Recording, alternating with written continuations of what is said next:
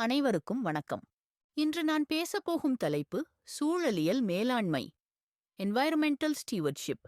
இது இயற்கை சூழலைப் பற்றி மட்டுமல்ல, தேவன் நம்மை வைத்திருக்கும் சூழல் மற்றும் கட்டமைப்புகள் இதில் அடங்கும் என்பதை முதலில் விளக்க விரும்புகிறேன்.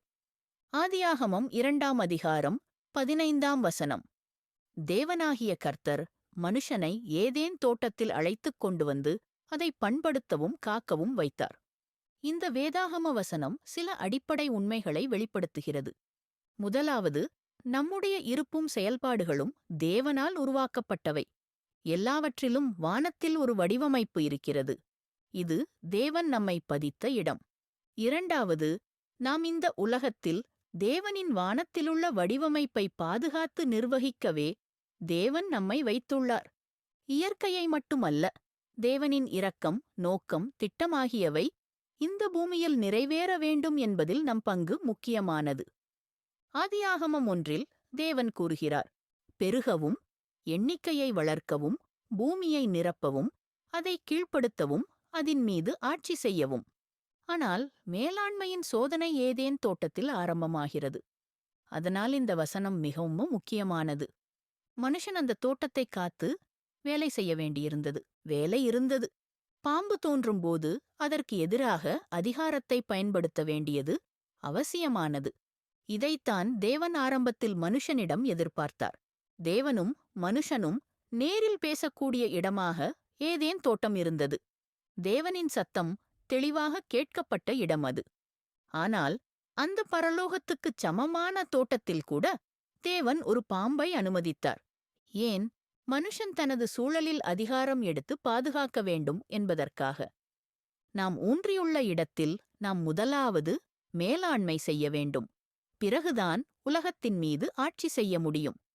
தேவன் நம்மை வைத்த சூழலே நம் தோட்டம்.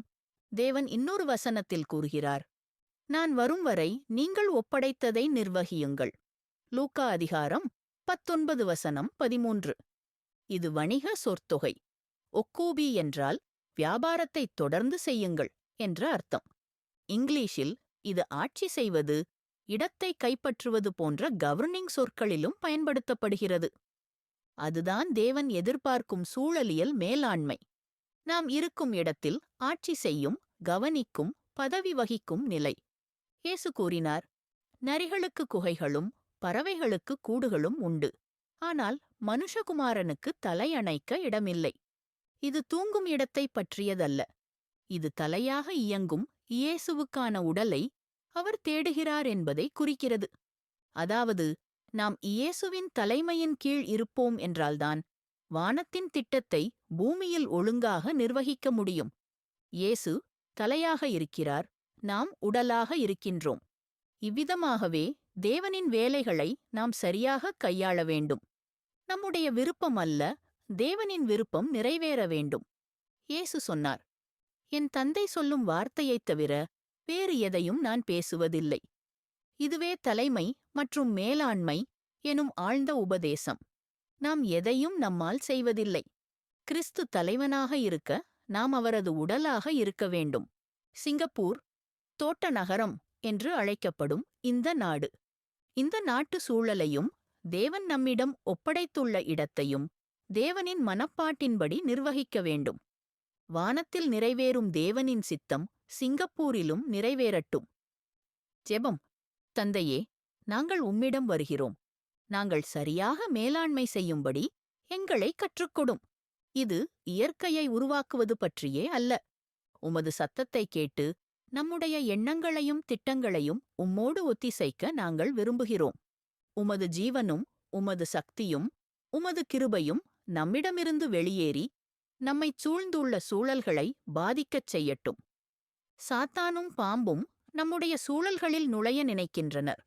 ஆனால் நாங்கள் உம்மை மட்டுமே பின்பற்றுகிறோம், உலகத்தின் தத்துவங்களை அல்ல. நீங்கள் எங்களை பாதுகாக்கும் தேவன். நம்முடைய நகரத்தையும் நம்முடைய வாழ்க்கையையும் காவலாக இருங்கள். இயேசுவின் நாமத்தில் ஜெபிக்கிறோம். ஆமேன்.